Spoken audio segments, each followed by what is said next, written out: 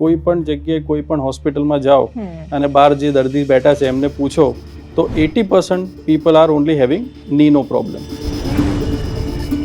Channel through જાઓ કે તમારા જે ફેમિલી ડૉક્ટર છે તમે એમને પૂછો કે મને ઘૂંટણમાં તકલીફ થાય છે તો તમે ચેક કરો. હવે એમાં પૂછશે કે ભાઈ ઘૂંટણમાં તમને શું કારણો થાય છે, તો કે મને કંઈ કટકટ કરીને અવાજ આવે છે કે હું ક્યારે બહુ વર્ષો પહેલાં પડી ગયા હતા એના પછીના મને કોઈ તકલીફ છે, ઘૂંટણની ગાદી ક્યારે ફાટી હોય એના કોઈ પ્રશ્નો છે, કે ચાલવામાં નોર્મલ રૂટીનમાં દિવસની જે પ્રક્રિયા હોય સવારે આપણે ઉઠ્યાથી લઈને રાતે સૂયા ત્યાં સુધીમાં ક્યાંય પણ તમને એવું થાય છે કે આ ઘૂંટણના કારણે તમારું રોજબરોજનું કામ ઊભું રહ્યું છે.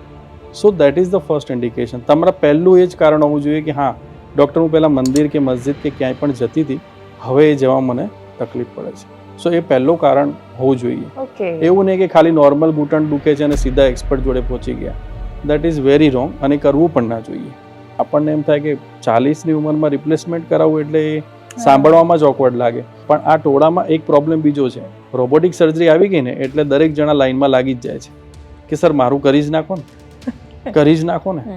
એટલે દરેકને જરૂરત નથી હોતી. અને રોબોટિકની પાછી એવું નથી કે દરેકને જરૂરત હોય. જેટલો ડિફિકલ્ટ કેસ હશે એટલી જ વધારે જરૂરત રોબોટની પડશે.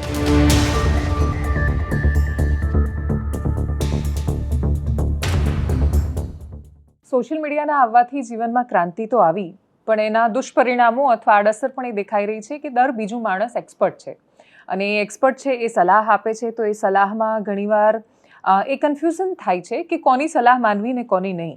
વાત જ્યારે શરીરની આવે ત્યારે બહુ સ્પષ્ટ છે કે તમારે માત્ર એની જ સલાહ માનવી જોઈએ જે એ સલાહ આપવા માટે લાયક છે. એ સલાહ આપવા માટે એમણે ખૂબ બધો અભ્યાસ કર્યો છે ને પછી બહુ લાંબુ ભણ્યા પછી એ તમને કહી શકે છે કે તમારે શું કરવાનું છે. ડૉક્ટર સાથેનો સંવાદ ખૂબ જવાબદારી સાથે થતો સંવાદ છે અને એટલે જ ફરી એકવાર વધુ એક વિષયની માહિતી સાથે અનકટ પોડકાસ્ટ સાથે આપની સાથે હું દેવાંશી અને મારી સાથે ડૉક્ટર અજય દેવડા છે, MS ઓર્થો સર્જન છે, મેરિંગો સિમ્સ હોસ્પિટલમાં ફૂલ ટાઈમ હવે એમની સાથે સંકળાયેલા છે અને માત્ર ગુજરાત રાજ્યમાં નહીં બાકીના બહુ જ બધા રાજ્યમાં જઈને પણ એ સર્જરી કરે છે. અને સ્વાભાવિક રીતે જ આ સમયના ખૂબ મોટા પ્રશ્ન એવા હું ઘૂંટણ વિશે એમની સાથે વાત કરવાની છું. સર આપનું ખૂબ સ્વાગત છે જમાવટમાં. પહેલો પ્રશ્ન મને બહુ જ સ્વાભાવિક રીતે એ છે કે ઘૂંટણના ઓપરેશન્સ, ઘૂંટણની સર્જરી, ઘૂંટણની સમસ્યાઓ એ અચાનક ખૂબ ચર્ચામાં આવ્યા છે એટલે એવું લાગે છે કે પછી ખરેખર એ સમસ્યાઓ બહુ જ વધી ગઈ છે અત્યારે? હમણાંમાં એકચ્યુઅલી એવી વાત કરીએ ને તો સૌથી વધારે જોવામાં શું અવેરનેસ આવી ગઈ. પહેલાંના લોકો જે વૃદ્ધ હતા એ લોકો વખતે જે આપણે અવેરનેસ જોઈ અને હમણાં જે વોટ્સઅપ સોશિયલ મીડિયામાં જોઈએ છીએ કે ભાઈ ઘૂંટણમાં આ તકલીફ થાય છે તો અહીંયા કોન્ટેક્ટ કરો કે આ કરો. સો એટલું ઇઝી થઈ ગયું છે બિકોઝ ઓફ દેટ અવેરનેસ. લોકો ઘૂંટણની સર્જરી શું થાય છે, કોને જોઈન્ટ રિપ્લેસમેન્ટ કહેવાય, જોઈન્ટ રિપ્લેસમેન્ટમાં શું વસ્તુ છે, બધી વસ્તુ એ લોકોને ઓન ફોન અવેલેબલ છે. એટલે અવેરનેસ એટલો વધી ગયો છે. એટલા માટે થઈને લોકો હમણાં તરત સંકળાઈ જાય છે કે ડૉક્ટર અમને તમને બતાવવું છે અને તમે જોઈ લો, જો તમને ઠીક લાગતું હોય કે ઓપરેશન કરવા જેવું છે તો કરી દો. અમે હજી પૂછીએ છીએ કે ભાઈ જરૂરત છે કે નહીં એ તો પૂછો, એના પહેલા જ એ લોકો સ્ટાર્ટ થઈ જાય છે કન્ફ્યુઝન પર.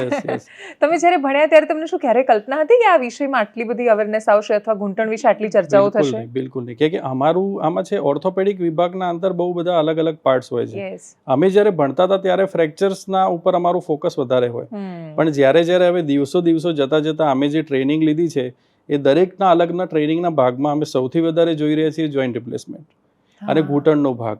ઘૂંટણનો ઘસારો સૌથી પહેલો આવીને ઊભો હોય છે. કોઈ પણ જગ્યાએ કોઈ પણ હોસ્પિટલમાં જાઓ અને બહાર જે દર્દી બેઠા છે એમને પૂછો તો 80% people are only having Nino problem, કે ભાઈ મને ઘૂંટણનો ઘસારો છે. એટલા સુધી તો એ પોતે પણ નોલેજેબલ છે કે મને ઘસારો થઈ ગયો છે, હવે આગળ શું કરવું એના માટે ડૉક્ટરને મળવા આવ્યા છે. હા, એટલે કેમ કે હવે તો માથાના દુખાવાની દવા માટે તો કોઈ ડૉક્ટર જોડે જતું જ નથી. હવે તો એમને ખબર છે કઈ દવા લેવાની છે.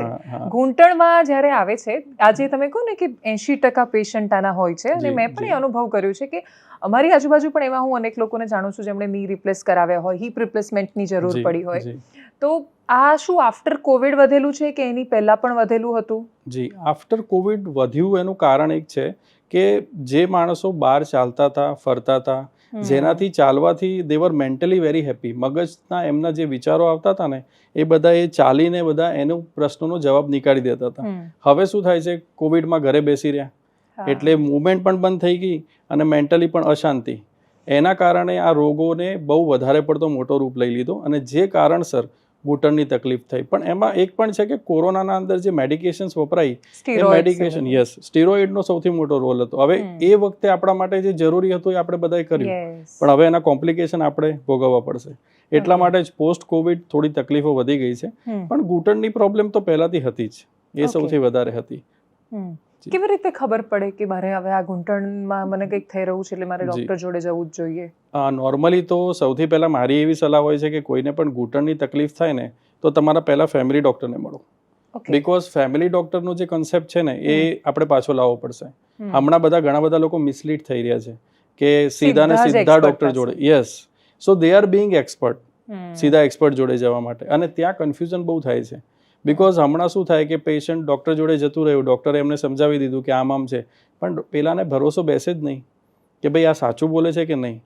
તો એટલા માટે એક ચેનલ થ્રુ જાઓ કે તમારા જે ફેમિલી ડૉક્ટર છે તમે એમને પૂછો કે મને ઘૂંટણમાં તકલીફ થાય છે, તો તમે ચેક કરો. હવે એમાં પૂછશે કે ભાઈ ઘૂંટણમાં તમને શું કારણો થાય છે, તો કે મને કંઈ કટ કરીને અવાજ આવે છે, કે હું ક્યારે બહુ વર્ષો પહેલા પડી ગયા હતા એના પછીના મને કોઈ તકલીફ છે, ઘૂંટણની ગાદી ક્યારે ફાટી હોય એના કોઈ પ્રશ્નો છે, કે ચાલવામાં નોર્મલ રૂટીનમાં દિવસની જે પ્રક્રિયા હોય, સવારે આપણે ઉઠ્યા થી લઈને રાતે સૂયા ત્યાં સુધીમાં ક્યાંય પણ તમને એવું થાય છે કે આ ઘૂંટણના કારણે તમારું રોજબરોજનું કામ ઊભું રહ્યું છે, so that is the first indication. તમારા પહેલું એ જ કારણ હોવું જોઈએ કે હા ડૉક્ટર હું પહેલાં મંદિર કે મસ્જિદ કે ક્યાંય પણ જતી હતી, હવે એ જવા મને તકલીફ પડે છે.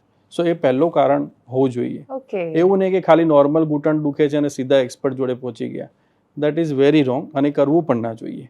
હું ભલે ડૉક્ટર છું પણ આ એડવાઇસ એટલે આપું છું કેમ કે લોકો મિસલીડ થાય છે બહુ વધારે.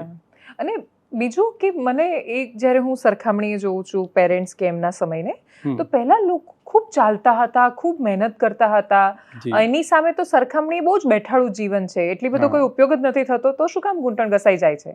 હા, હવે એનું એક સૌથી મોટું કારણ એ છે કે પહેલાના લોકોના અંદરનું જે મનોબળ હતો બહુ સ્ટ્રોંગ હતો, એના સાથે સાથે એ વખતનો ખોરાક બહુ જ સારો હતો અને બહુ ઓરિજિનલ હતો. એ વખતનું ગાયનું ઘી ને હમણાંના ગાયના ઘીમાં ઘણો ફરક છે, અને ઘી ખાવાથી ઘૂંટણ બહુ જ સારા રહે છે એકચ્યુઅલી.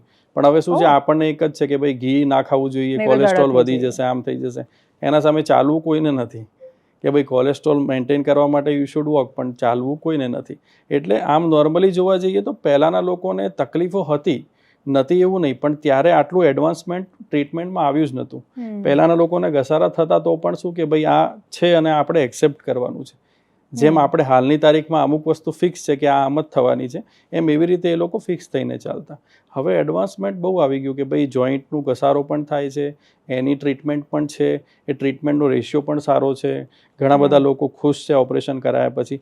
એટલા માટે આટલા સુધી આપણે વધ્યા છીએ. શું આમાં પણ આજુબાજુવાળા શું કરી રહ્યા છે એ પરિબળ કામ લાગે છે કે ભાઈ મારા બાજુવાળાએ એમને ઢીંચણ દુખતા હતા અને ઘસારો હતો ને ઓપરેશન કરાવ્યું, તો મારે પણ કરાવવું જોઈએ, એવું આમાં પણ? એ બહુ મોટું છે, એ બહુ જ મોટું છે. કેમ? અને બીજું શું થાય છે, હમણાં સૌથી મોટો પ્રોબ્લેમ શું છે કે આપણા બાજુના ઘરમાં કોઈ રહે છે, એ માણસે સર્જરી કરાવી લીધી, હવે જો સારું થયું તો સારું, પણ ન કરે નારાયણ કંઈ તકલીફ આવી તો એના કારણે જે માણસને ખરેખર ઓપરેશનની જરૂરત છે એ નહીં કરાવે, અને જેને કરાવ્યું હવે એના ઓપરેશનમાં કોઈ તકલીફ પડી, ઓપરેશન પછી કોઈ ઇન્ફેક્શન થયું કે જે એને રિઝલ્ટ જોઈએ એ ના મળ્યું, તો એ કારણે એનું ફેમિલી ને એના આજુબાજુના 10 ફેમિલીઝ એ તો નેગેટિવ જ રહેવાના. એટલે આ કોઈ પણ સર્જરીની વાત કરો, એકલી આપણી ઓર્થોપેડિકની વાત નથી કરતા, પણ કોઈ પણ ઓપરેશનની વાત છે, એટલે ફેમિલીનો આજુબાજુનો જે કહેવાય એ બધી વસ્તુ મેટર તો કરે છે આમાં. Very true. યસ, 100%. ઘૂંટણનો આ જે છે એનું આપણે જો કોઝથી શરૂઆત કરીએ કે આ થાય શું કામ?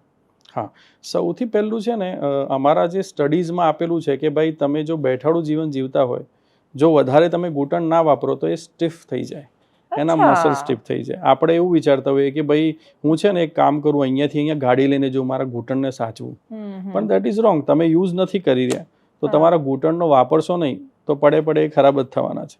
અને પહેલાના લોકો ચાલતા એટલા માટે એ લોકો બહુ, હવે તો શું છે અહીંયાથી ત્યાં મારે દૂધની થેલી લેવા જવું છે તો કરો. હવે તો બ્લિંકિટ ને આ કેવી કેવી એપ્લિકેશનો આવી ગઈ છે કે ફટ દઈને આપણે મંગાવી લઈએ છીએ. એટલે આપણું જે રોજનું એક્ટિવિટી છે એ તો બંધ થઈ ગઈ. અને સીડી તો કોઈને ચડવી જ નથી. હા, એ લોકો લિફ્ટમાં બહાર ઊભા રહેશે પણ સીડી કોઈ ચડવાની લાઈન કોઈ જ નહીં હોય. અરે એક માળ પણ નથી ચડતા. બિલકુલ નહીં, બિલકુલ. અને એક માળ ચડી ગયા તો શ્વાસ એટલો ચડી જશે ને કે બહુ જ મોટું પ્રોબ્લેમ થઈ ગયું એવું લાગશે. એવું છે. ઓકે. અને પછી એના પછી કઈ તકલીફ થાય તો સીધું ઓપરેશન જ આવે? ના, એવું નથી. એના ઘણા બધા સ્ટેજ હોય છે. જેમ કે કોઈને ઘૂંટણની તકલીફ થઈ તો એનું સૌથી પહેલા કારણ જાણવું બહુ જરૂરી છે કે એને કોઈ મેટાબોલિક ડિઝીઝ એટલે કે કોઈ બીજી બધી પ્રોબ્લેમ્સ હતી એ કારણસર, જેમ કે કોઈને ડાયાબિટીસ, બ્લડ પ્રેશર ને એ બધું તો હતું, પણ કિડનીની કોઈ પ્રોબ્લેમ હતી જેના કારણે એના બોડીના અંદર જે ફંક્શન થવા જોઈએ એ બરાબરથી નથી થયા. કાં તો પછી લેડીઝને શું હોય કે ઘણી બધી વાર લેડીઝને કોઈ સર્જરીસ થઈ, એના પછી બોડીમાં બહુ વીકનેસ આવી ગઈ. વીકનેસ આવવાના કારણે હાડકાં પોલા થઈ ગયા. અમારી ભાષામાં એને પોસ્ટ મેનોપોઝલ ઓસ્ટિયોપોરોસિસ એટલે કે એકવાર ડિલિવરી થઈ જાય કાં તો પછી એને મેનોપોઝ થઈ જાય, એના પછી તમારે હાડકાં મજબૂત જે હોવા જોઈએ ના રહે તો પોલા થઈ જાય. પોલા થવાથી એમને ઘસારો થઈ શકે છે. હવે ઘસારો બહુ વહેલા થઈ જાય છે. હવે હમણાંની લેડીઝમાં હવે 40 થી 45ની એજમાં લોકોને આર્થરાઇટિસ એટલે કે ઘૂંટણનો ઘસારો થાય છે. અને પછી એ લોકો જોડે ઓપ્શન બચતો જ નથી, સીધો સર્જરી. હવે આપણને એમ થાય કે 40ની ઉંમરમાં રિપ્લેસમેન્ટ કરાવવું એટલે એ સાંભળવામાં જ ઓકવર્ડ લાગે, પણ હવે જે જરૂરી છે જરૂરી છે. જો એમની દિન પ્રતિદિનની કામ ના કરી શકે તો સર્જરી મેન્ડેટરી છે. એટલે એ જો લાસ્ટ સ્ટેજમાં પહોંચી જાય છે તો સર્જરી જરૂરી છે. પણ જો ફર્સ્ટ સ્ટેજ, સેકન્ડ સ્ટેજ, 2 સ્ટેજમાં છે તો એના ઘણા બધા પ્રકાર છે કે ભાઈ પહેલાં તમે માલિશ કરો. તમે ઘૂંટણના માટેના જે ડૉક્ટર છે એના જોડે સલાહ લેશો તો તમને કહેશે કે બરફનો શેક કરો. એના પછી ના માટે તો તમે ટેબ્લેટ્સ જે આવે છે એની એ લો. ટેબ્લેટ્સથી ના માટે તો તમારા સ્ટેરોઇડના ઇન્જેક્શન્સ આવે છે કે ભાઈ હમણાં મારે ઓપરેશન કે સાહેબ ડૉક્ટર સાહેબ મને કંઈ તકલીફ કરાવી નથી, મારા ઘરમાં કોઈ પ્રેગ્નન્ટ છે કે મારે કોઈ મરણ થયું છે કે કોઈ પ્રસંગ છે કે આ બધા આ જ અમે રોજ સાંભળીએ છીએ, આ કંઈ ઘરમાં કોઈ પ્રેગ્નન્ટ છે કે કંઈક છે તો અમારે હાલ ઓપરેશન નથી કરાવવું, કે હાલ અમારે ઘૂંટણ વિશે કંઈ જ વિચારવું નથી, અમારી વાત પણ સાંભળવા રેડી નથી હોતા કે ભાઈ ઇન્જેક્શન આપી દો. એટલે સીધા કન્ક્લુઝન. એટલે આમાં શું છે કે ગૂગલ છે કામ કરે છે આપણા માટે પણ અમારા માટે ઊંધું કામ કરે છે.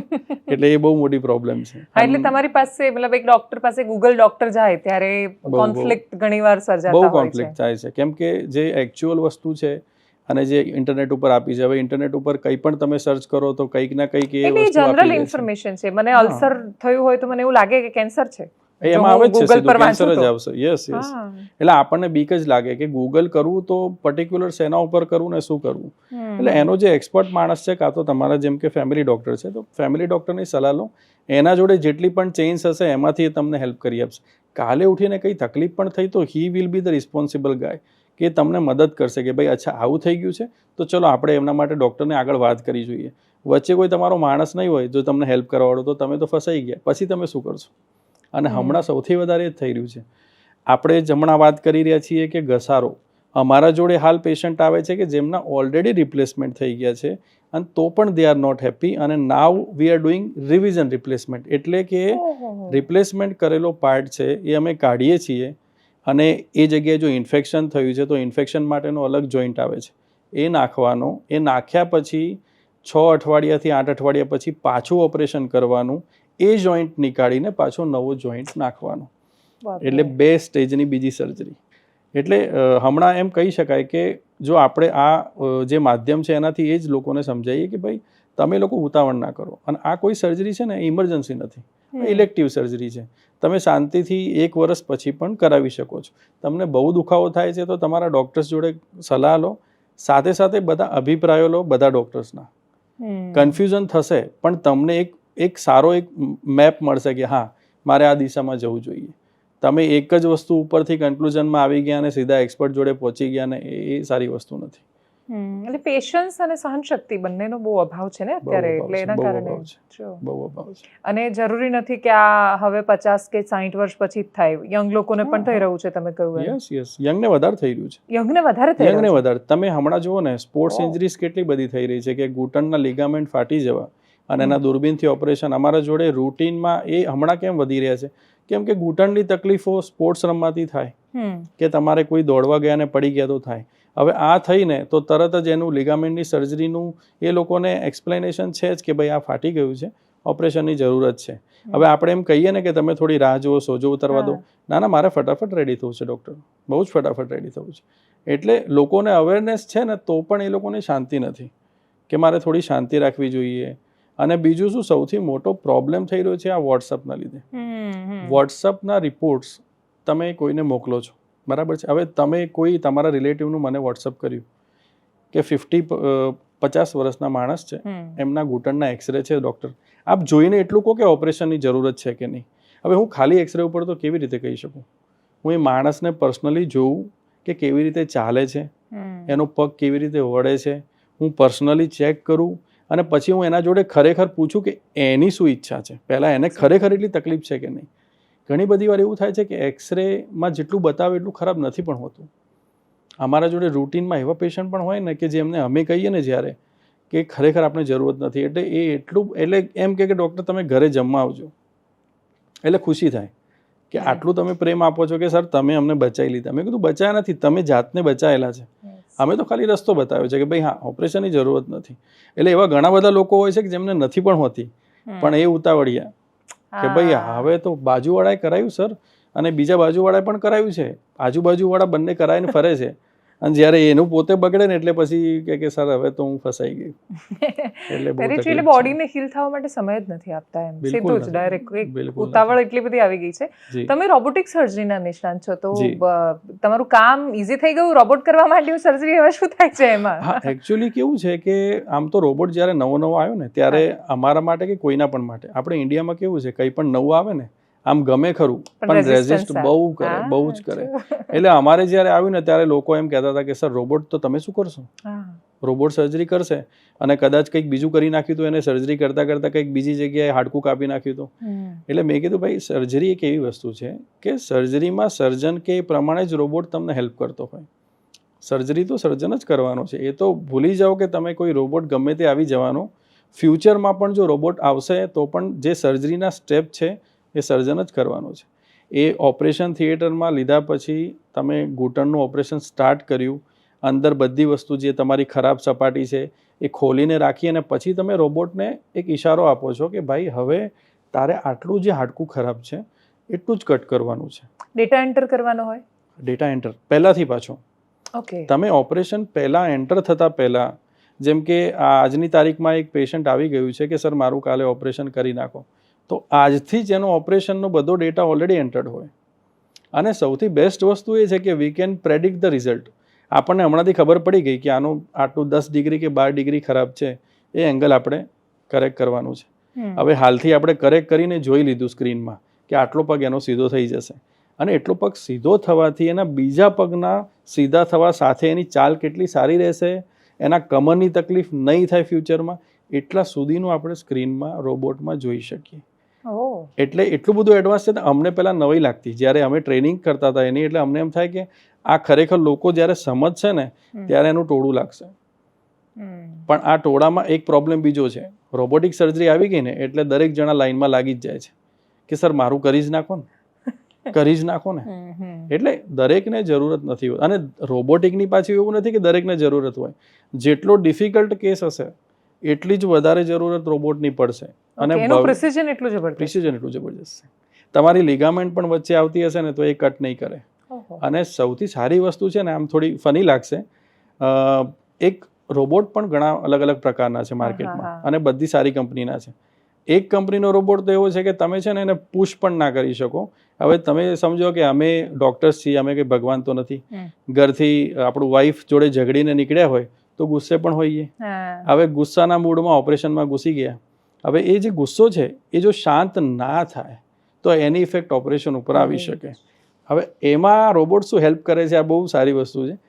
તમે ગુસ્સામાં આવી ગયા, બધું બરાબર છે, હવે ક્યાંક હોય ને કે સર્જરી ફટાફટ પતાવી દો યાર, આ પેશન્ટ માટે બધું જલ્દી કરો. જ્યારે રોબોટનો જે હેન્ડ છે એ પકડીને તમે પુશ કરશો ને રોબોટ બંધ થઈ જશે. રોબોટ કહેશે ભાઈ no, I will do it by my own system.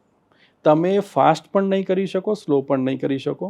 આ મારી સ્પીડ છે, આ સ્પીડ પ્રમાણે જ કરો. તો એનાથી બેનિફિટ શું છે? Pain is very less. Robotic સર્જરીનો એક જ ફાયદો છે જે મેં જોયો, પ્રિસિઝન હોવું એ બધું તો આપણે પહેલામાં પણ આપણે હેલ્પ કરી શકીએ છીએ, લોહી પણ ઓછું નીકળે એ બધામાં પણ આપણે હેલ્પ કરી શકીએ.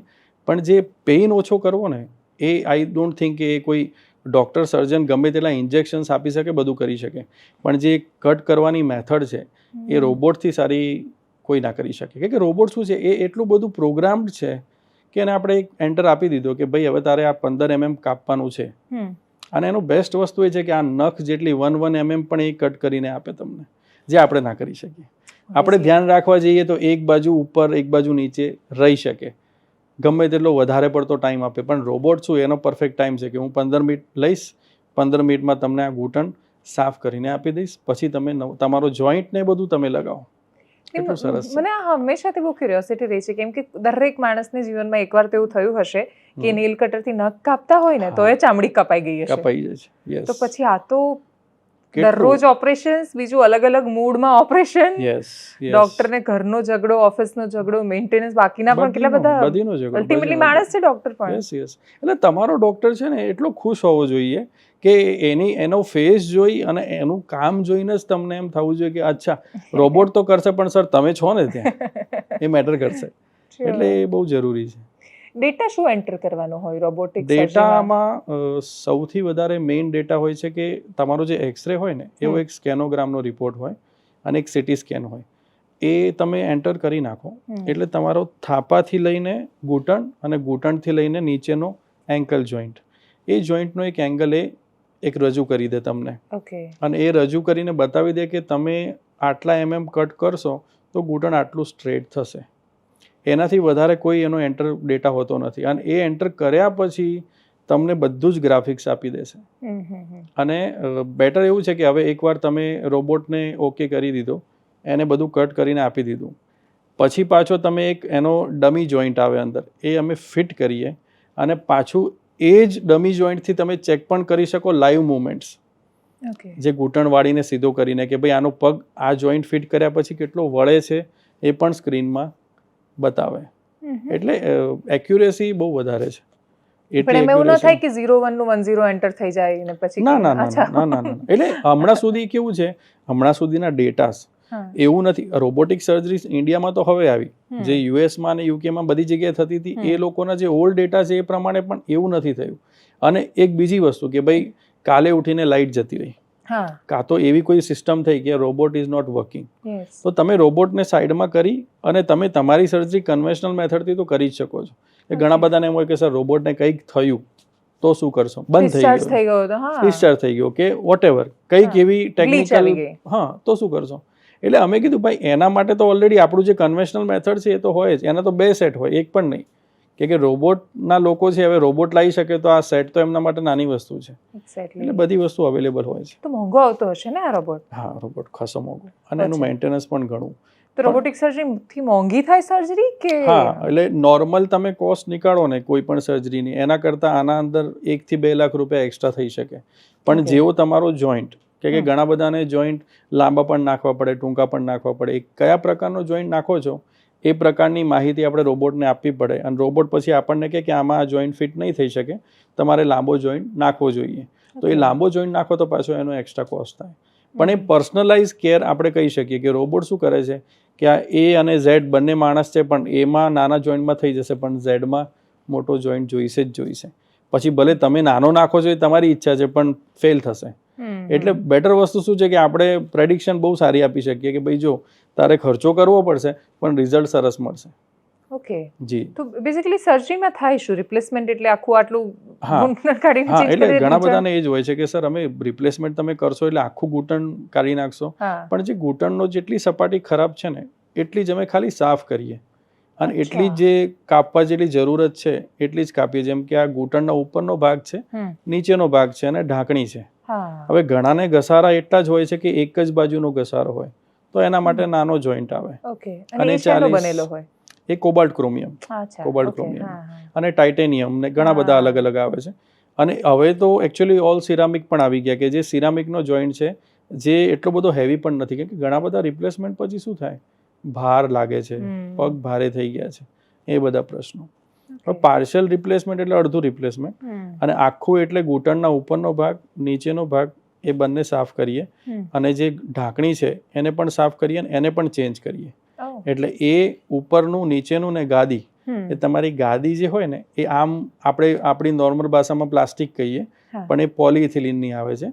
અને એનો સૌથી મોટો ભાગ છે, કેમ કે એ કેટલા સમય ચાલશે એના ઉપર તમારું ઘૂંટણ લાંબા સમય સુધી ચાલી શકે. અને એની ઉંમર નોર્મલી 20 થી 25 વર્ષ હોય છે. જો એના પછી 25 વર્ષ પછી જો એ ઘસાઈને ખરાબ થાય તો પછી એને ચેન્જ કરવી પડે. અચ્છા, એટલે પાછી પણ ચેન્જ થાય? યસ. તો આની મતલબ એવરેજ સ્પાન 25 વર્ષ, એટલે એકવાર ઓપરેશન કરાવ્યું તો 25 વર્ષ ચાલે પગ? હા, 25 વર્ષ નોર્મલ ચાલવાનો જ છે. 25 વર્ષ પછી ધ્યાન રાખ્યું તો ઓર 10 વર્ષ ચાલી જશે. એટલે 35 વર્ષ તમે લઈને ચાલી શકો, પણ પછી તો નહીં. એના પછી તો તમારે, જેમ કે તમે અર્લી સ્ટેજમાં સર્જરી કરાવી 40ની ઉંમરે, અને પછી તમે એક સર્ટન એજ ઉપર પહોંચશો જ્યારે 30-35 કરાવી જ પડે. યસ. એમાં કોઈ એક્સેપ્શન્સ નથી કે હા ડૉક્ટર મારું કદાચ ખેંચાઈ જાય તો, કંઈ ભગવાન કરે તો, એ બધું ઠીક છે, પણ જે થવાનું છે તો થવાનું છે. જે કે અમારા બુક્સમાં લખેલું છે એ એનાથી ઉપર તો લોકો પ્રેડિક્ટ કરી જ નથી શકતા, કેમ કે એક સમય પછી એક વસ્તુ ખરાબ તો થાય જ. હા, એટલે તમને જે ઓરિજિનલ આપ્યા હતા એ આપણા નથી સચવાયા અને ખરાબ થઈ ગયા તો પછી પેલું તો કેટલું ચાલશે જ ખરાબ. યસ. તો આ તમે જેમ કહ્યું કે અમુક લોકો સર્જરી કરવા આવે ને પછી એમને એવું લાગે કે ફેલ થઈ છે અને પછી ફરીથી એની સર્જરી કરાવે, તો કેટલા સમયમાં થઈ શકે? એ તો કેવું છે કે તમને ખબર પડી ગઈ કે જેમ કે મારી સર્જરી ફેલ થવા પાછળના કારણ એવા હોય છે કે ઘણા બધા એગ્રેસિવ એક્સરસાઇઝ કરે, બહુ બધી કસરત કરી નાખે. એટલે સાંભળ્યું કે ભાઈ હું કસરત કરીશ તો ફટાફટ રેડી થઈ જઈશ. ફટાફટ કસરત કરવામાં શું છે, હવે આ જે જોઈન્ટ છે ને એ ફિટ કરવા માટે પણ સિમેન્ટ વપરાય. હવે સિમેન્ટ જે વપરાય એ પણ ગમે તેટલો સારો હોય, પણ તમે જોરથી કસરતો કરવામાં જો સિમેન્ટ લૂઝ થઈ ગયો તો જોઈન્ટ લૂઝ થઈ જાય. તો એ પહેલી ઇન્ડિકેશન થઈ જાય તમારી કે તમારે રિવિઝન કરવું પડશે, કાં તો પછી એ જોઈન્ટને સેટ કરવું પડશે. એટલે રિવિઝન સર્જરીના કોઈ ટાઈમ નથી.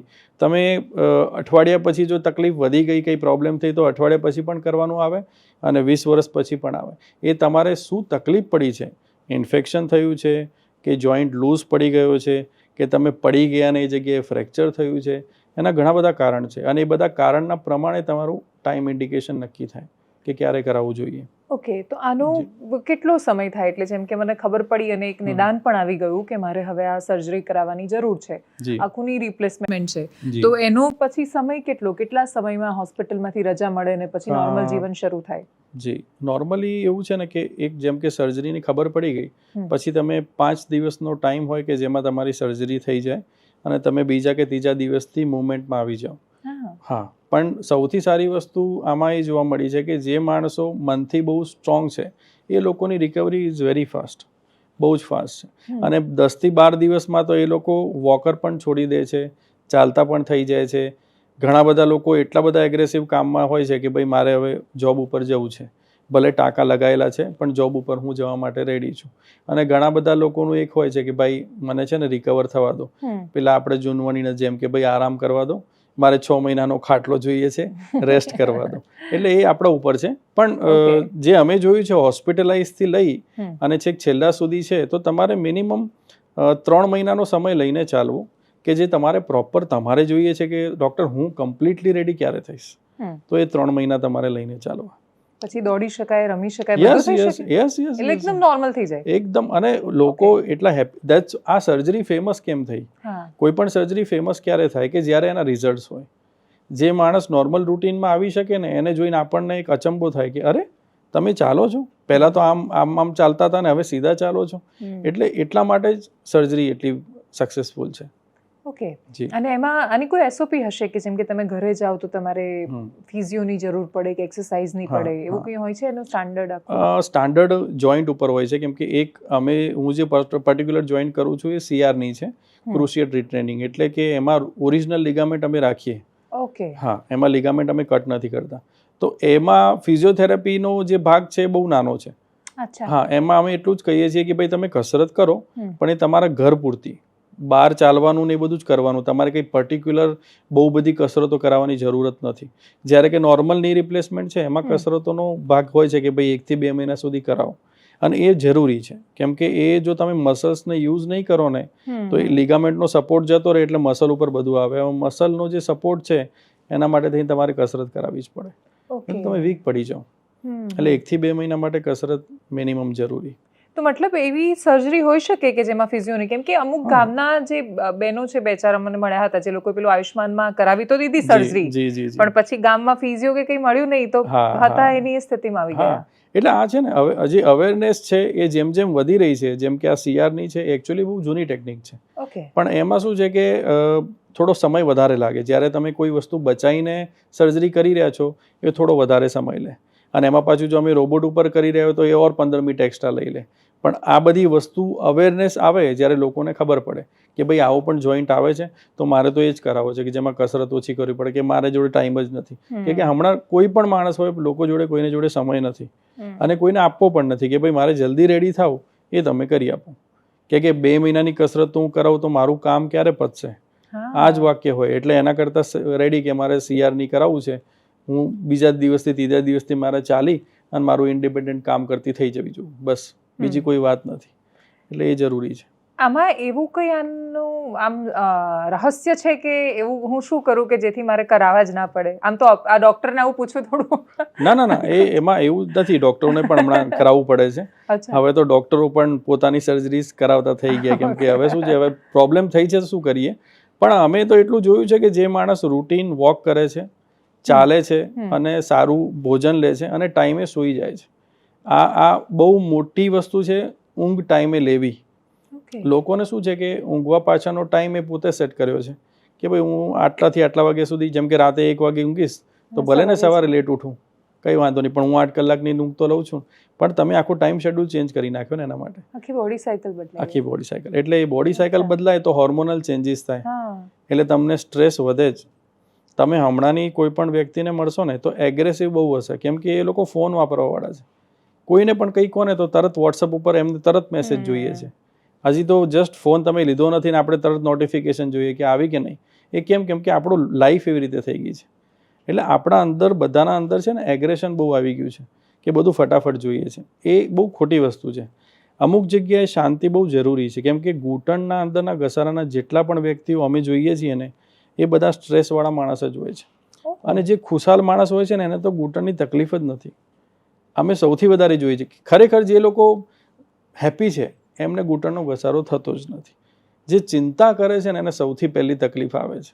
અને આમાં સાયન્ટિફિક પ્રૂવ કરવાની જરૂરત જ નથી, કેમ કે જે પણ માણસ ચિંતા કરે એનું પેટ બગડે, અને પેટના રોગ થાય એટલે બધા જ રોગ થાય.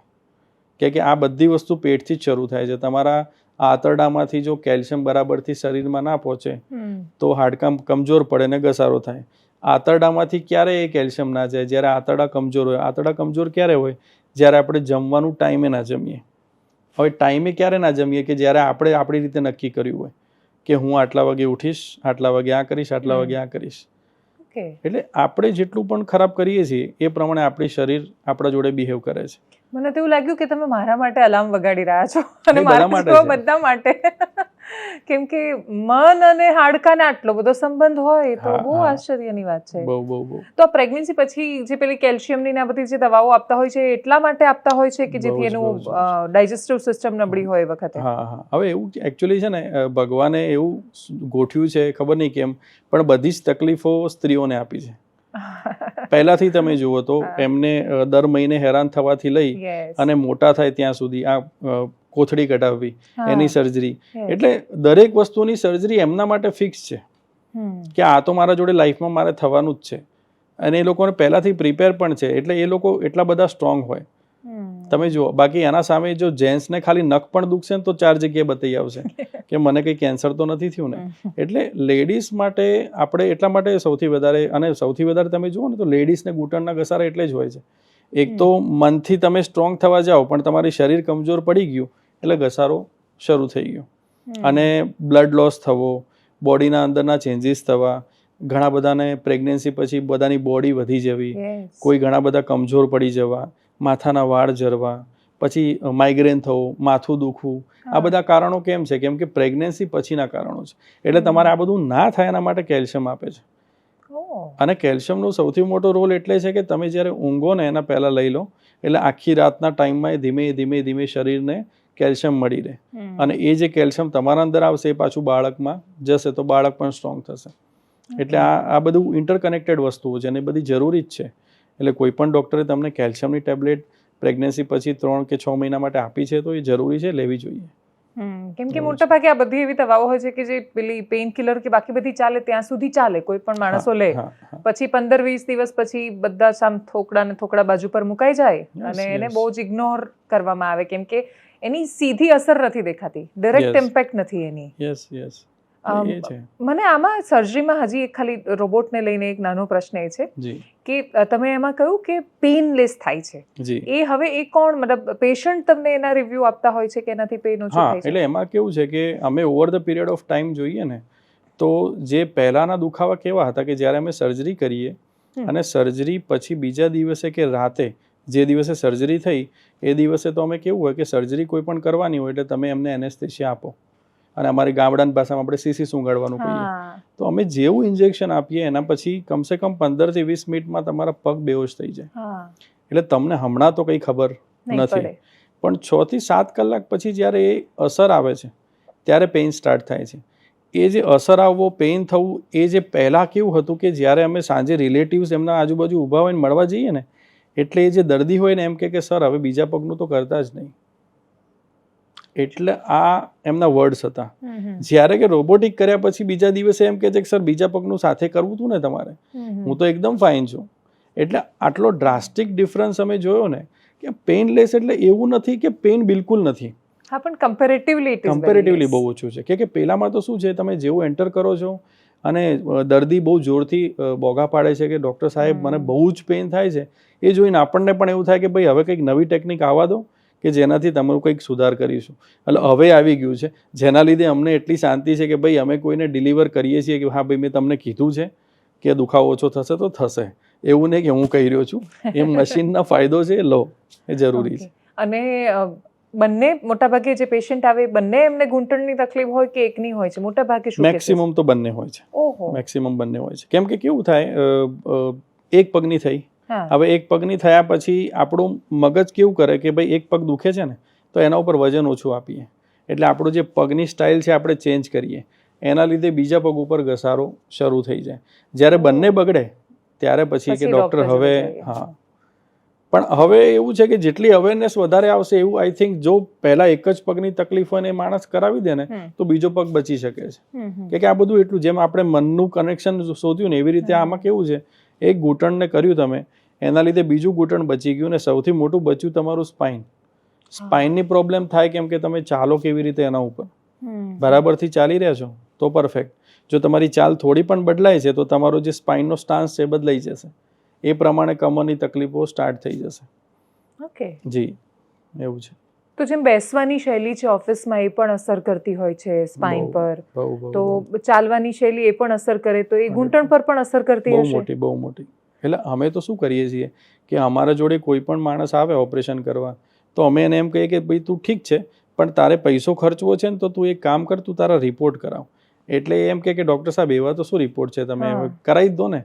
હવે જ્યાં રિપોર્ટ કરાવવા જાય તો સાંજે આવે એટલે કે સર તમે તો શું કરાવ્યું, કેમ કે હું સ્પેસિફિકલી શું છે MRI બ્રેન મગજનો પણ MRI કરાવવાનો, સ્પાઇનનો પણ કરાવવાનો, ઘૂંટણનો પણ કરાવવાનો અને પેટની સોનોગ્રાફી કરાવવાની, છાતીનો CT સ્કેન કરાવવાનો. એટલે પેલો કે ભાઈ તમે આટલું બધું કેમ કરાવ્યું? મેં કીધું જો આમાં શું છે, કંઈ પણ વસ્તુ ખરાબ નીકળત ને તો હાલથી ખબર પડી જાત અને કદાચ તારી સર્જરી આ વસ્તુના લીધે ના પણ કરી શકત. એટલે ઇન્ડિકેશનમાં આવો છો કે નહીં એ તો તમે જાણો, તમે એક રિપોર્ટ્સ કરાવશો. હવે એક પેશન્ટમાં એવું થયું કે એને ઘૂંટણ દુખતું હતું, એટલે અમને એમ કે ઘૂંટણ દુખે, ઘૂંટણમાં એને ખરેખર ઘસારો પણ હતો. ઘૂંટણની સર્જરી કરી નાખત તો પણ એનો મટત નહીં કેમ કે એને સ્પાઇનમાં પણ નસ દબાતી હતી, એટલે એને બંનેની સર્જરી જરૂરી જ હતી. પણ એ સ્પાઇનની કરાવીને એના લીધે ઘૂંટણની કરાવવામાં એને 2 વર્ષ પછી કરાવી તો ચાલ્યું, એટલે 2 વર્ષનો એટલો ફરક પડી ગયો. એટલે તમારે અમુક વાર કેવું છે કે હમણાંમાં પ્રેડિક્શન કંઈ પણ કરી શકો તમે. આજકાલ કેન્સર પણ એટલું બધું વધી ગયું છે કે અમારે કેવું થાય કે કોઈ રિપોર્ટ કરાવીએ ને તો અમને કંઈ ડાઉટફુલ લાગે તો પહેલાં એનું અમે બધું રિપોર્ટ મોટું કરાવી દઈએ. હા, એટલે અમારા માટે કેવું છે કે તમારું આખું બોડી કમ્પ્લીટ રેડી છે પછી અમે સર્જરી કરવા માટે પ્રિપેર્ડ છીએ, પછી અમે રિઝલ્ટથી બંધાયેલા છીએ કે ભાઈ અમે તમને કીધું હતું કે આટલું તમે કરી શકશો તો કરી શકશો. એટલે બધા રિપોર્ટ કરાવવા બહુ જરૂરી છે. બ્લડ રિપોર્ટ્સ હોય, CT સ્કેન હોય કે MRI હોય, જો ડૉક્ટર કહે છે તો કોઈ વિચારીને જ કીધું હોય એટલે કરવું જ જોઈએ.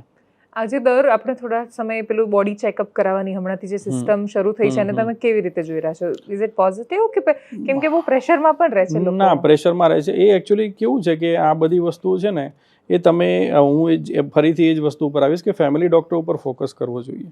બિકોઝ ઘણી બધી વસ્તુઓ છે જેના સાઇન સિમ્ટમ નથી હોતા અને કોઈ તકલીફ નથી હોતી તો કોઈ રિપોર્ટો કરાવીને મતલબ પણ નથી હોતો. અને તમે સામેથી હોસ્પિટલમાં જવું કે એ બધું કરાવવું એ યોગ્ય નથી લાગતું મને એવું લાગે છે કે કરાવવું જોઈએ તો 2 વર્ષમાં એકવાર તમારી એક ચેકઅપ તમે કરાવી લીધી, એ પણ સર્ટન એજ પછી કે 40-45 ના થયા પછી તમને કંઈ એવું ફીલ થાય છે કે મને થોડું વીકનેસ લાગે છે તો તમે રિપોર્ટ્સ કરાવી શકો. બાકી ખાસ બધા લોકો બહુ ગભરાઈને જીવે છે. બહુ અરે હોસ્પિટલમાં જવું એ જ ગભરામણ છે કે મેં મારી જ્યારે વિઝિટ્સ મેં આઉટ ઓફ ગુજરાત ચાલુ કરી તો મને પણ એ જ વિચાર આવ્યો હતો કે હું આઉટ ઓફ ગુજરાત જઈશ તો મને તો લેંગ્વેજની પણ તકલીફ પડશે, બધા જોડે હવે ચેન્નઈમાં તામિલ બોલું કેવી રીતે બોલું. એટલે મારા માટે એક મગજમાં વિચાર્યો કે મને એવો ફ્રીનો કયો માણસ મળી જશે કે જેને તામિલ આવડતી હોય ને જે મને કન્વર્ટ કરી આપે. તો મેં શું કર્યું કે ચેન્નઈમાં ગયો તો હોટલના અંદર જ કોઈ પણ હોટલ હોય, હવે 5 સ્ટાર હોટલ હોય તો એની લોબીમાં બેસી પેશન્ટને ટાઈમ આપી દીધા, એ આવે અને હોટલનો જે સ્ટાફ હોય એને બોલાવી લેવાનો, એ તમને ટ્રાન્સલેટ કરી આપે. હવે આનાથી ફાયદો શું થયો કે મને એ ખબર પડી કે પેશન્ટને હોસ્પિટલ બોલાવવા જરૂરત નથી, તમે એને કન્સલ્ટ કરી શકો છો ગમે ત્યાં. અને એ તમારે ઠીક છે ને, તમારે જે પણ એનું જે પણ પેમેન્ટ થતું હોય કે મેનેજમેન્ટ જે પણ હોય એ તમે એ ચૂકવવા રેડી છે, પણ તમે એને હોસ્પિટલ બોલાવો છો ને એનાથી એના બ્લડ પ્રેશર હાઈ થઈ જાય છે. એટલે દરેક પેશન્ટને કંઈ હોસ્પિટલ બોલાવીને ટ્રીટમેન્ટ કરવી જરૂરી નથી હોતી. એને જાણ થઈ ગઈ કે મને આ તકલીફ છે તો મને આની ઓપરેશનની જરૂરત છે, જ્યારે હું રેડી થઈશ ત્યારે હું આવીશ. એટલે એ આ બધી વસ્તુ એવી જરૂરી છે બહુ. આ ભલે આઉટ ઓફ ધ બોક્સ લાગે આપણા માટે પણ આ બધી વસ્તુ ઇમ્પોર્ટન્ટ છે. તમે કયા સ્ટેટમાં જાઓ છો? હું ચેન્નઈમાં જઉં છું સ્પેસિફિકલી, બોમ્બે, પૂના, હૈદરાબાદ અને સૌથી વધારે હમણાં વિશાખાપટ્ટનમ સ્ટાર્ટ કર્યું છે. અને હવે જાપાન જઈ રહ્યો છું કેમ કે જાપાનથી 2 પેશન્ટ આવીને સર્જરી કરાવીને ગયા. શું વાત કરો છો? ત્યાંથી અહીંયા આવીને સર્જરી કરાવીને જાય છે? ઇવન એક જગ્યા જ્યાં હું ના જઈ શકું પણ ત્યાંના પણ પેશન્ટ છે પાકિસ્તાનના. કેમ કે બધા શું છે મોબાઈલથી કનેક્ટેડ છે. એટલે સમ હાઉ એ લોકો ભલે પાર્ટીશન વખતે ગયા હોય પણ કોઈને ને કોઈને કોન્ટેક્ટ નંબર શેર થયો હોય. સો મારે એક ફિક્સ છે કે ભાઈ સાંજે આટલા વાગ્યાથી આટલા વાગ્યા સુધી વિડીયો કન્સલ્ટ કરતા હોઈએ. તો વિડીયો કન્સલ્ટમાં અમારે અમુક ફિક્સ રૂલ્સ હોય કે ભાઈ તમે આવી રીતે ચાલીને મને બતાવો, આવી રીતે તમે પલાઠી વાળીને બેસીને બતાવો, તો હું એમને પ્રેડિક્ટ કહીશ અને હું કહું છું કે ભાઈ આ વિડીયો કન્સલ્ટ છે, આમાં પણ 80% જ જજમેન્ટ લેવું, 20% બાકી રાખવું, કેમ કે અમે પર્સનલી ના જોઈએ ત્યાં સુધી અમે કહી ના શકીએ. પણ એના લીધે શું થયું કે જે લોકોને ડર હતો ને ગાયબ થઈ ગયો અને વિડીયો કન્સલ્ટેશનના લીધે અમારો ફાયદો એ થઈ ગયો કે અમે ઘરે બેઠા છીએ, અમે ફ્રી છીએ હમણાં, તો પણ કોઈના જોડે વાત કરવાથી કોઈનું બ્લેસિંગ લઈ શકીએ છીએ, તો બહુ સારું. હા, વેરી ટ્રુ. કેમ કે જે અમદાવાદ આવવાનો ધક્કો છે એ પણ ખાસો અલગ પડે છે લોકોને. એ પણ પહેલી કોસ્ટ તો એ જ આવી જાય, કશું હોય ના તો પણ. અને અમદાવાદ આવ્યા પછી કન્ફ્યુઝન કે કોઈ પણ સિટીમાં કોઈ પણ હોસ્પિટલમાં ગયા પછી કન્ફ્યુઝન કે હવે કેટલા ડૉક્ટરને બતાવું ને હું શું કરું ને. એટલે એના કરતાં બેસ્ટ થઈ ગયું છે કે ભાઈ ઓનલાઈન કન્સલ્ટ કરી તમે આઈડિયાઝ લઈ લીધા છે કે આ છે, આના આ સ્પેશિયાલિસ્ટ ડૉક્ટર છે અને આને આ બધું બતાવી દીધું છે, હવે તમારે કોલ લેવાનો છે કે શું કરવું. એટલે એ બધી વસ્તુ બહુ સરળ થઈ ગઈ છે, એટલો આનો ફાયદો પણ છે. તો કયા સ્ટેટમાં અવેરનેસ અને અવેરનેસ કરતાં પણ ઇનફેક્ટ કેસીસ વધારે કઈ જગ્યાએ તમને દેખાયા? હમણાં તો સૌથી વધારે ચેન્નઈમાં. ઓહો. જી, બહુ વધારે છે, બહુ વધારે. એટલે એ લોકો ઓલરેડી મક્કા ઓફ મેડિસિન કહેવાય આપણા માટે કે સૌથી વધારે હાઈ ટ્રેન્ડ ત્યાં છે અને એ લોકો અવેર પણ છે ને. એ લોકો એકચ્યુઅલી સારું છે કે જ્યારે જે ટાઈમ પર કરાવવાનું હોય ને they are ready to do it. એવું નથી કે આપણે અહીંયા કેવું છે કે 1 વર્ષ 2 વર્ષ ટાળી નાખીએ કે ભાઈ પછી કરાવીશું. ત્યાં એ નથી કે ભાઈ હેલ્થ ઇઝ ઇમ્પોર્ટન્ટ તો પહેલા એ હેલ્થ પ્રાયોરિટી આપે છે. યસ. ઓકે. અને વજન ને મેદસ્વીતાને લેવા દેવા ખરી ઘૂંટણ સાથે? ખરા જ. પણ એટલા બધા મને એવું લાગે છે કે લોકો શું કરે છે કે એના માટે થઈને બહુ વધારે પડતું હેવી ડાયટ કરવાનું ને આમ કરવાનું, તો એવું જરૂરી નથી. ઓવરવેઇટ થવાથી તમારા ઘૂંટણના એંગલ ચેન્જ થઈ શકે પણ કમ્પ્લીટ એના લીધે જ ઘસારો થવો એવું પણ જરૂરી નથી હોતું. બિલકુલ નથી હોતું. એવું છે. ઓકે. જી. તો હું આનું જો કન્ક્લુઝન સમજુ તો સૌથી પહેલા તો મનોબળ વધારવાની જરૂર છે. સૌથી વધારે. અને એના પછી ફેમિલી ડોક્ટર જોડે જવાનું પ્રાઇમા ફેસી કંઈ થાય તો? યસ. કંઈ પણ થાય. ઓકે. કેમ કે વિશ્વાસ વાળું વાતાવરણ અને પેલા સંબંધ બનેલા હોય અને પછી એ તમને સજેસ્ટ કરે કે તમારે ઓર્થો પાસે જવાનું છે કે નહીં, તો જવાનું. હા, તો જ જવાનું, બાકી નહીં. અને પછી ઓર્થો વિલ સજેસ્ટ કે તમારે શું શું કરવું જોઈએ. હા, અને પછી પણ તમે ઓર્થોપેડિક ડોક્ટર કે કોઈ પણ જે એના નિષ્ણાંત છે એને બતાવ્યા પછી એ તમને સમજાવશે કે ભાઈ આ રીતે આ ઓપરેશન્સ છે, એના આટલા બધા ડોક્ટર્સના નિષ્ણાંત છે, તમે બધાને મળી લો. Second opinion, third opinion, fourth opinion, fifth opinion, બધા ઓપિનિયન લઈ લો. પછી ડિસાઇડ, પછી તમારો પાછો ફેમિલી ડોક્ટર તો છે જ, એ તમને હેલ્પ કરશે. પણ આ બધા ઓપિનિયનમાં કન્ફ્યુઝન ના થાય? ના, એટલે ઓલમોસ્ટ કેવું હોય છે કે 5-6 આપણે લઈએ ને ઓપિનિયન, એમાં આપણને એક ફિક્સ આઈડિયા આવી જાય સૌથી પહેલી. હા, કે કોમન શું આવી રહ્યું છે. કોમન શું આવી રહ્યું છે, અને બીજું કે સર્જરીની જરૂરત છે કે નહીં. કે 5 વ્યક્તિમાં એક વ્યક્તિએ એવું નહીં કહેવાનું કે ભાઈ સર્જરીની જરૂરત નથી, તો પાછું આપણું મન ડગમગાય. બાકી ત્યાં સુધી એટલું કન્ફર્મ થઈ જાય કે હા ભાઈ મને ખરેખર તકલીફ છે અને સર્જરીની જરૂરત છે. એટલે કે અમુક વાર શું છે, આપણે મનને મનાવવું પડે છે, એ બહુ જરૂરી છે. આપણે જો મનથી, અમે એટલું સારું જોયું છે કે જે માણસ મનથી ખુશ નથી અને સર્જરી કરાવવા આવ્યું છે by pressure of the relatives, એને ટાંકા પણ નથી ભરાતા. કે મનથી રેડી નતું ને તમે પ્રેશરમાં સર્જરી કરાવી. અમે ઘણા બધા જોઈએ કે બા આવ્યા છે, બા બેઠા છે અને એના આજુબાજુમાં દીકરાઓ બધા આમ પૈસાવાળા છે, બધા આવીને બેસા છે કે સર તમારે આમની સર્જરી કરવાની છે. બસ બાને તો બોલવા દો, બાને શું તકલીફ છે, અને બા ખમી શકશે કે નહીં, અને બાનું મન રેડી છે તો કરાવો. આ બહુ મોટી વસ્તુ છે. અમે જોયું છે જે લોકો રેડી નથી હોતા મનથી અને બહુ પ્રેશરમાં આવીને કરાવતા હોય છે, ના કરાવો. એવું જરૂરી નથી. મનને મનાવવું સૌથી પહેલાં જરૂરી છે, તો રિઝલ્ટ પણ મળશે, બાકી નહીં મળે. એટલે તમે પોતે કન્વિન્સ છો કે નહીં, એ મહત્વનું યસ છે. યસ, ઓકે, એવું છે. મનનું આટલું બધું મહત્વ છે એ ઓર્થો ડોક્ટર કહેશે એવું મેં નહોતું વિચાર્યું. ના, મહત્વ ઘણું છે. Thank you so much doctor four joining અસ. મને એવું લાગે છે કે એટલીસ્ટ માણસો આનાથી પ્રયત્ન કરશે પોતાનું રૂટીન વ્યવસ્થિત રાખવાનો, કસરત ચાલુ રાખવાનો અને મનને ખુશ રાખવાનો. Thank you so much. Thank you.